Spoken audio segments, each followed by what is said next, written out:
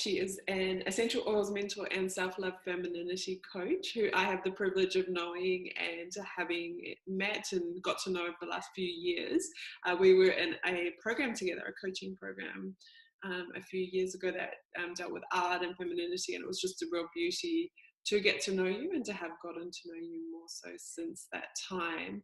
And we are going in a series of in-depth interviews and creating based on our own journey so that we can share that with you and show you where our core is in terms of what we're offering for our work and what drives us and our own journey, because we're all on this journey together, right?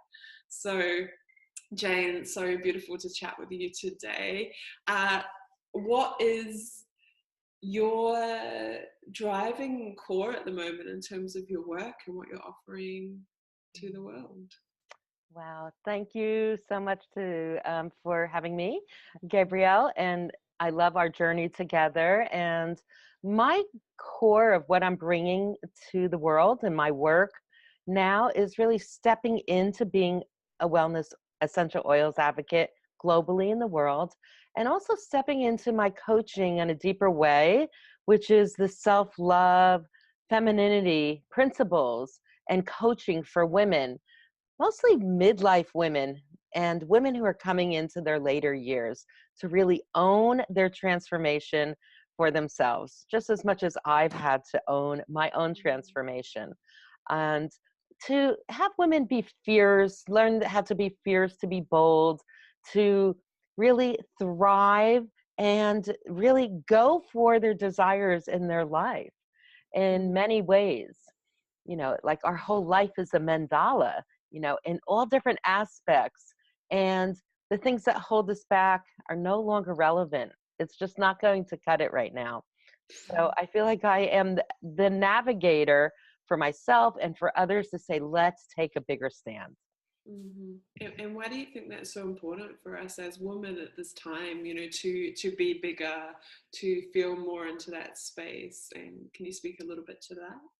Yes, we've had years of being more dictated by the patriarchy in our culture in many centuries and time before, and women had to fight so much for our rights and our sovereign nature. And it doesn't mean we don't love, and it doesn't mean we don't love less when we want more. So I think that it's time for women to give more of themselves in the world, that we're not being run by the patriarchy. I guess we're going to get into gender things here, but I did study women's studies, so this has happened to be a passion of mine, because I just saw the traditional roles weren't really cutting it for me, and thank goodness women before us have really paved the way. And I just feel women come with this more intuition, this more collaboration. They're more sensual. And why have we been shamed for all this greatness, this ability to shine and contribute in a bigger way? So I feel it's time that women really took a stand for ourselves, and we are. We are. This is probably the best time you can be a woman on the planet. Mm-hmm. And for you, when you think about being in that space now, of being that woman who is able to guide that, what would be, say, 5 of the core aspects of your journey or your upbringing that have contributed to you really wanting to be in this space? Well, I grew up in a family that was a bit macho, in a sense. The men kind of ruled, although my mother was very strong, matriarchal type of figure. But Mm. women were just kind of expected maybe more to be teachers, or, to be more of a supporting role. And you were deferred to men a lot.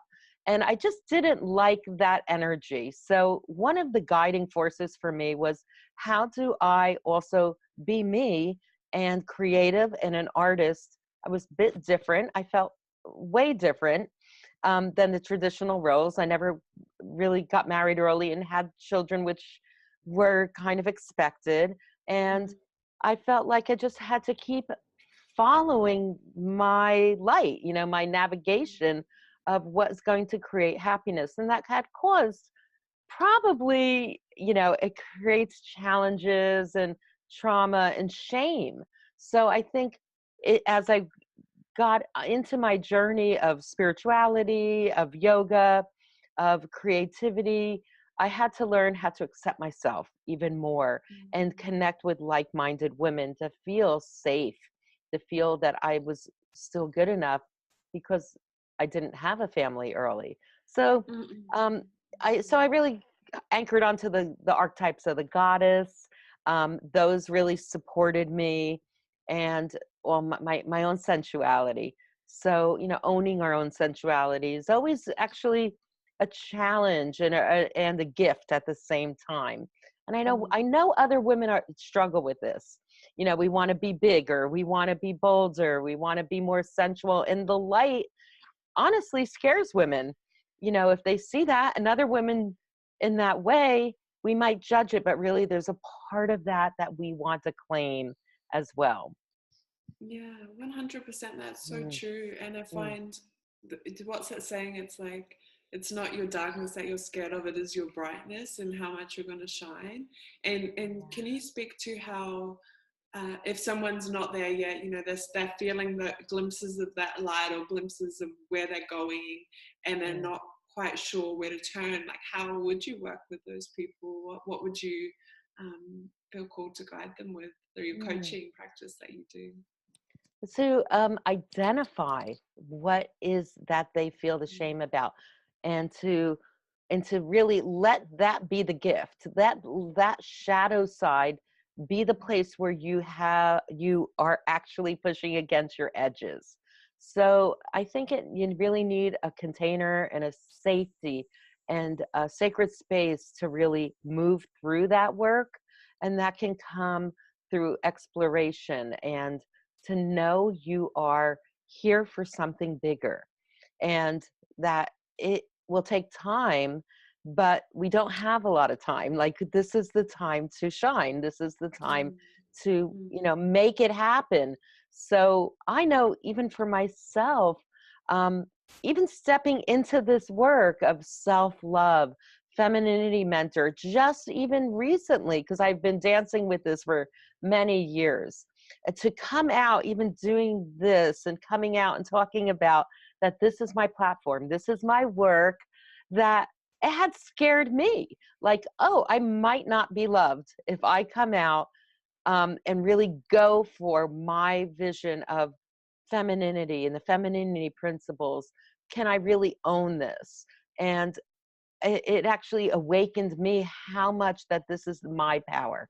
This is my superpower, that it's my challenge to do this type of work. That means it scares me, and that means it's meant for me to have a bigger power and light, rather than something that's easier. mm, mm. Like Yeah, I and I really believe that in terms of we're actually the most powerful to help others when we're in the process. So once you've reached it, like, not that there's an end goal that we reach something, but once you have embodied something, mm, it's subconscious, so you're not even thinking about it, but when you're in the process you can articulate those lessons that you're learning. So we are always in the process of growth, and so in that way you're able to really help women in that aspect. So it's such beautiful work that you are doing in embodying that and moving further into that. What are some practices that you have I know that you did yoga teacher training, and that you've mm, done massage, and what are some of those aspects of that real expertise that you bring to the practice and the coaching as well, mm, that'll be part of your journey? yeah, thank you. Thank you for acknowledging and validating really the process of the coach, who has to go through her own journey. It's the shaman who has to go through, and you have to embody what you're giving as your nectar. So I appreciate that. And my journey, yes, has been yoga teacher training, getting on the yoga mat after I was in a failed relationship or passionless relationship. I'm in California after my photographic career as a wedding photographer and an editorial photographer.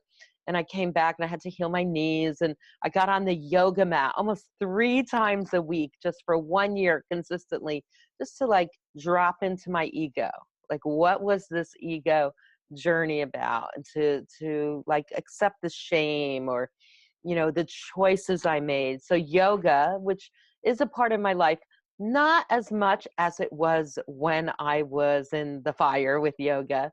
And now it's a little softer, my yoga practice, but more of the mindfulness every morning, like a really, as much as I can, an hour of power or 45 minutes of just mindset work, meditation, intention, gratitude, journaling.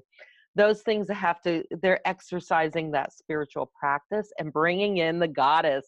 I mean, I have goddess cards and altars and invocations to different goddesses. That's part of my practice. And I encourage women to start those practices to really activate and embody the feminine in us stronger, so you can just even move into whatever career you have, whatever, not everybody's an entrepreneur, not everybody, this is not for, you have to be a business owner. This is about living life as a full mandala, and let that open up for us. So those are some things. And it was only for me sort of moving into this space that I actually came into contact with the goddesses. They weren't something that were at the forefront of my mind in my upbringing. So can you speak to someone who, maybe was like, oh, goddesses, what does that mean? Or that's only about women that aren't like me. How could the everyday woman use the goddesses in their life to expand that mandala or to expand their power?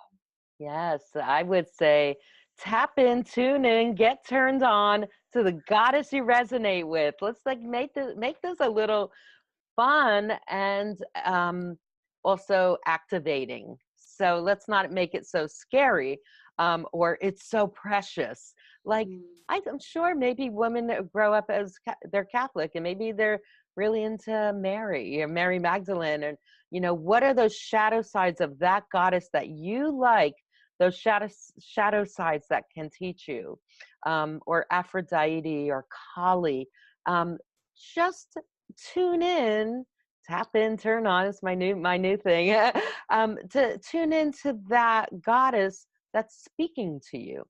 And there's a lot of great resources and books. There's Jean Bowden Chodin, like, talks about the goddess and the older women. There's a few goddesses, like there are, books. Sally Kempton is a big goddess archetype mythologist. Some I can listen to her CDs and her mythology and her storytelling. That helps me, activate that. So I have a lot of resources. But I would say to tune in, let that, there's lots of goddesses, tune in and let her speak to you. And what goddess is resonating with you at the moment? At the moment, oh, interesting. At the moment would be a combination again of Kali. Like, sometimes I have this fierce anger in me that needs to come out, like this frustration, like, I want it all, those type of things. So Kali's a good one to disperse the negativity and not be afraid of the anger and the fierceness in us. And then on the other side would be Aphrodite. This is really interesting because Aphrodite has the shadow side of deferring to men or being validated by the patriarchy and men. But Aphrodite can also have that really validate yourself in more of a tantra way, and owning your own pleasure, that type of thing. And so you're bringing in pleasure in relationships, in life, having flowers for yourself, so you're owning your own divine feminine. So it's the shadow side of the goddesses, and that. Yeah, So that's those beautiful. two. And so what I'm hearing you say, it's like that reminder to others, or to those who are listening, that when we're working with a goddess, there's the aspect of our shadow that we can explore within their own archetype, but there's also that beautiful gift that we can take. And I love working with Kali in particular when I have an anger about something that I feel stuck in my life, because that, I feel like Kali she is that fierce mama, you know, like she is the lion that's someone's doing something to her cubs and she's going to Yeah. rip your head off, you know, and that is part of our femininity. We're not just this demure little creature sitting in the corner. And so I really love tapping into that Kali energy when that anger, when that sacred anger arises. So it's so beautiful to recognize that embodying the goddess and working with the goddess is that dealing with our own shadows, but also bringing in more of the light. So thank you for that. Oh, thank you. And I'm glad you work with Kali too, because I know you work Mm, with the goddess codes in mm, your work. mm, And mm. I'm so happy to hear that, like that you bring that in when it's time. Um, to Yeah, access, yeah, yes. yeah, It, it's it, really it, it, it alleviates stress. Like this process alleviates stress, alleviates anxiety. It's not conceited, it's not narcissistic, it alleviates stress and anxiety. It creates happiness. This is mm, what self-love is all about.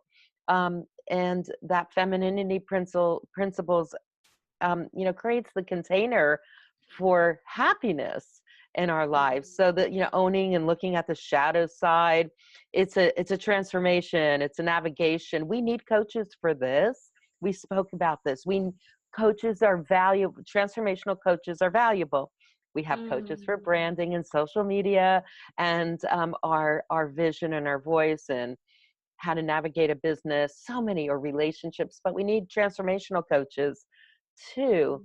So To guide it's, us through the fire when we're in the yeah, fire. It's really important. So it's yeah, really valuable work that you're doing. And yeah. can you Thank speak about the oils that you use and how you use you. them? You touched on a few things around that transformation. What oils would you recommend people who are in the process of transformation right now, Mm. like that could support their journey? Good. Yes, I'm really committed to like the health and wellness in our lives in a natural solution based, right? Like this is exciting. It's just so mainstream now.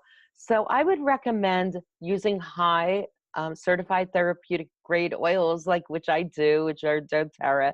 And but the basic oils are all wonderful. Every oil has its own frequency and vibration, but I like to use oils that are just a little bit unusual and work with different blends, and to use oils Sorry, such as there's just two little birds oh, flying around in a oh. circle outside. So I don't know what that means when you're talking. They're flying. They're digging like a Yeah, pollinate. yeah, Um, yeah. The um, shadow, the light in the dark. Ooh, they sound lovely.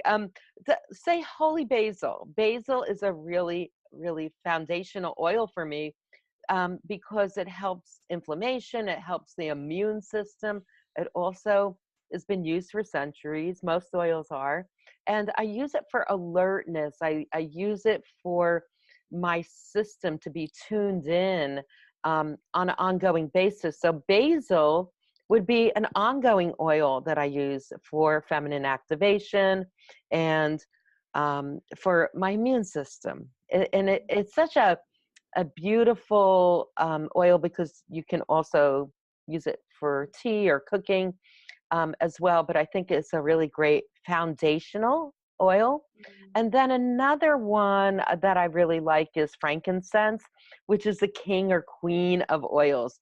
And it also helps with uh, also the immune system, with skin, with inflammation, and it's a spiritual oil.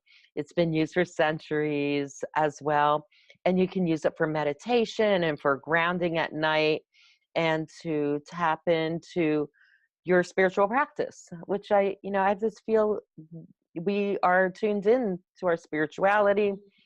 It's our compassion to ourselves and for others. This is an ongoing process. So I would also use things like an orange, or this new oil that I have been using called petrograin, and it's a small green orange, more bitter, and it just has a floral and a little bit of earthy scent, and it's good for cleansing. So using, cleansing our bodies, cleansing space, It actually even known for working with our ancestors. So Mm, just say those three oils, petrograin, basil, and frankincense. Those are not oils you would really think of. Oh, I'm not using peppermint, lavender, lemon. Like those are all fantastic foundational oils. And the mm, nutrients with the company I'm with, like high vibe oils in the nutrients, high vibe oils in the superfoods. We must get grounded into all this. Um, the body being a temple, a container. I know when I'm off a little bit, it's because I just not keeping all that in there, or being more pure with that helps my feminine energy, it helps my creative expression, it helps my focus. So those are mm, some really, mm. I would totally recommend these like unusual oils. Yeah. And probably they might not be unusual to some people, but maybe to others they are.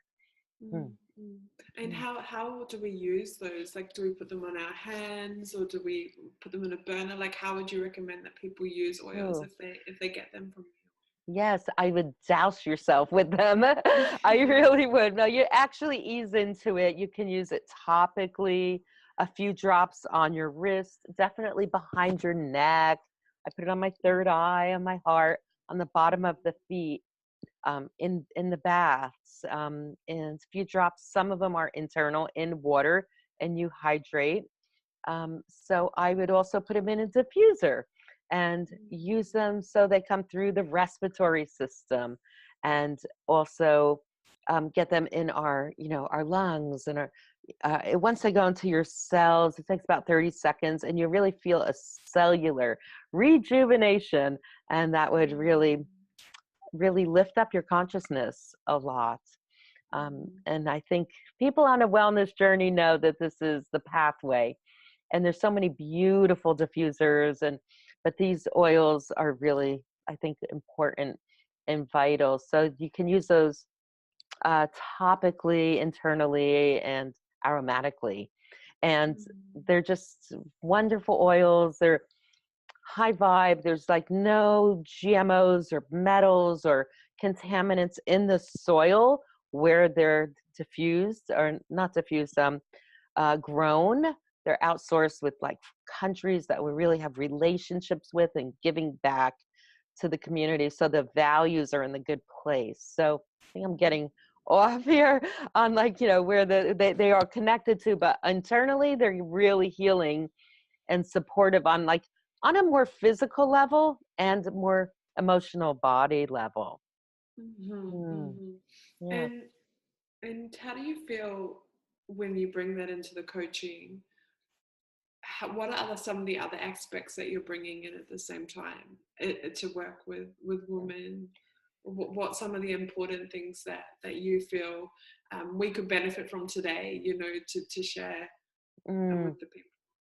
Yeah, I think, it's an I also am a big component of asking a lot of questions, or having people do vision boards, or where they want to go in their lives and how we can get there, and be a tough mentor. Like, I don't consider myself like uh you're going to coddle you, you know what I mean? Like, we need to have breakthroughs, we need to have breakthroughs. So I would like to blend the oils into the process of having our transformation, where we want to go in our mindset, where we want to go in our lives.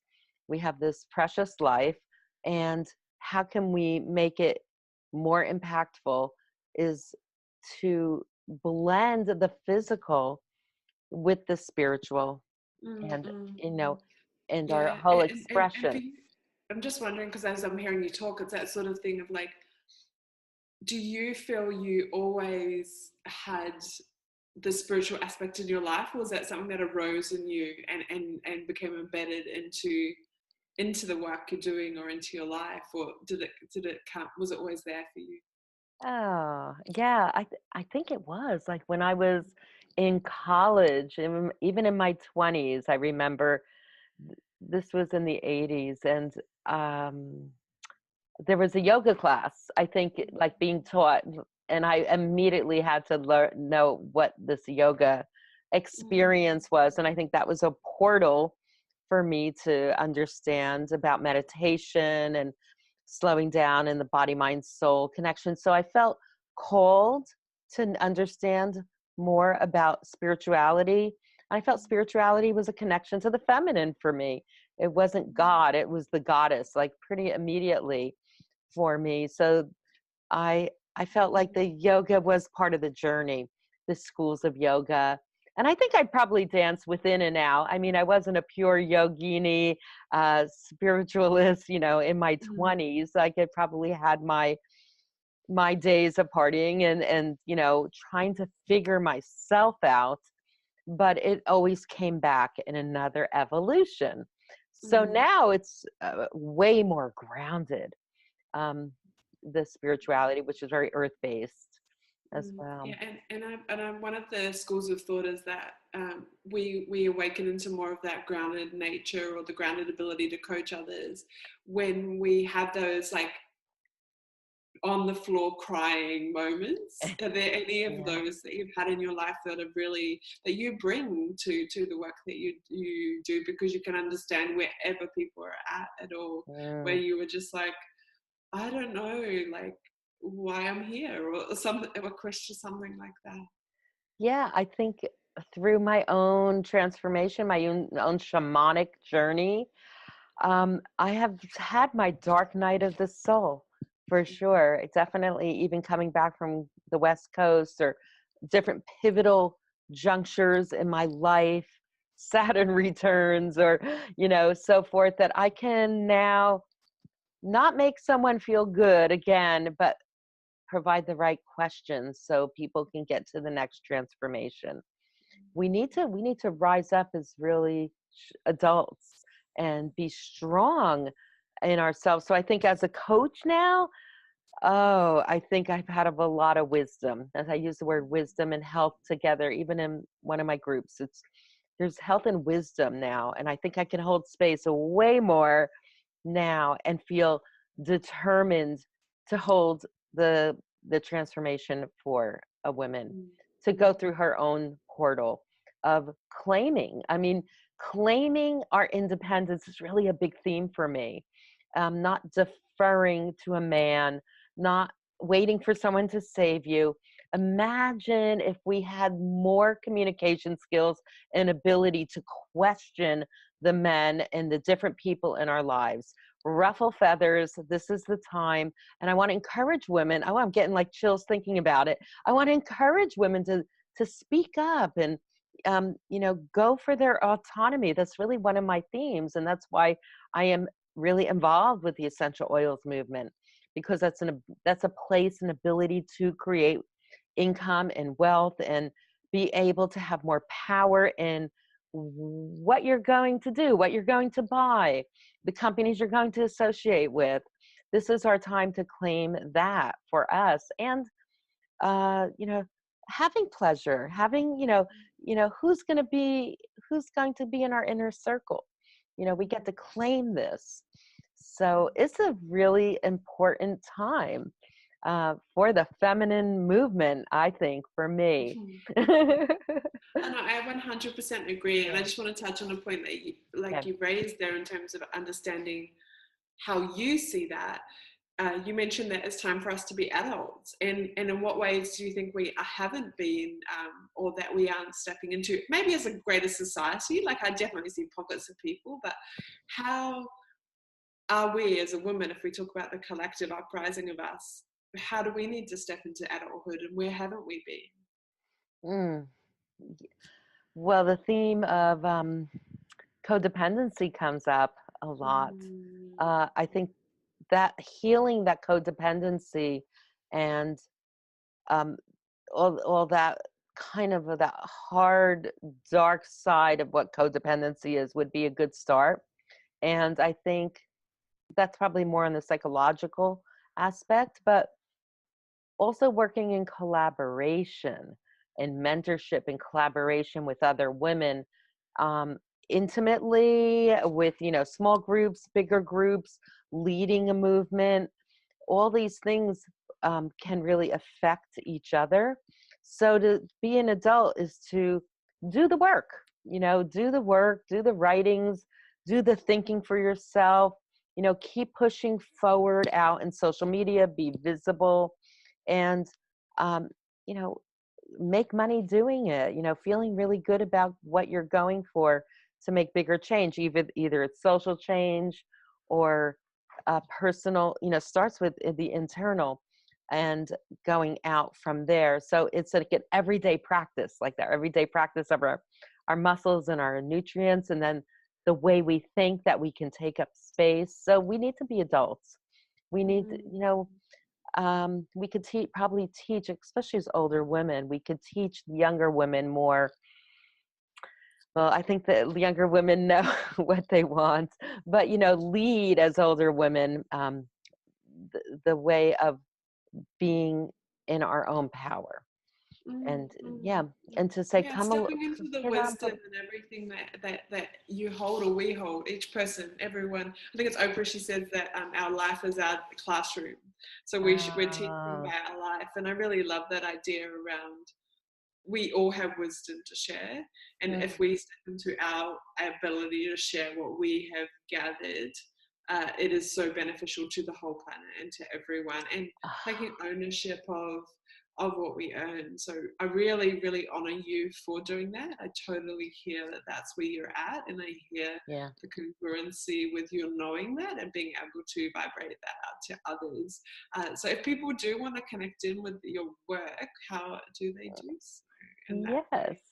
Oh, yes, you can find me at janemorba.com, which is JaneMorba.com. And you can also find me on Instagram at Jane Morba. And also Stellar Lux is another handle I have. And LinkedIn, if anybody's there, Pinterest boards, Jane Morba. So, and you can find me on Facebook at Jane A. Morba on my business page, or Jane Morba there, I guess. So you can reach out, send me a private message, and we can have a conversation. I am doing a new program, and I'm doing a questionnaire right now, specifically for this self-love femininity program. So if you answer about 10 questions for me, you get a complimentary session of coaching. It's actually a really wonderful way to kind of explore what you want to work on. If you want to learn more about oils, reach out to me and I can get you in more information on that. That's so beautiful. I totally recommend that everyone take it up. Jane, you are so beautiful, and it's such a privilege to know you and to hear more of your journey today and really feel that core essence that you're carrying. So thank you so much. Thank you, Gabrielle. I'm so happy to have done this. Thank you. It's so wonderful to be on this journey together in our own work and our transformational coaching work in the world, and how much we have grown and keep moving forward is just tremendous. And just, you all the way in Australia and me in the East Coast on New Jersey and then North America. I just love how we connected and we've been working together. And more to come. Yeah, Thank you. Appreciate it. Expansion, maturity, and growth for both of us in our business, in our life, and our mandala. So, is there anything else you would want to say before we close? I would say this is one of the best times to keep pushing your edges and your envelope. Learn the skills, whatever it takes, to be more of who you are, and allow sisters to hold your energy and keep believing in yourself. Thank you so much. It's so beautiful. Thank you. We will talk again soon. Okay. Thanks. Thank you, everyone. Bye. Bye.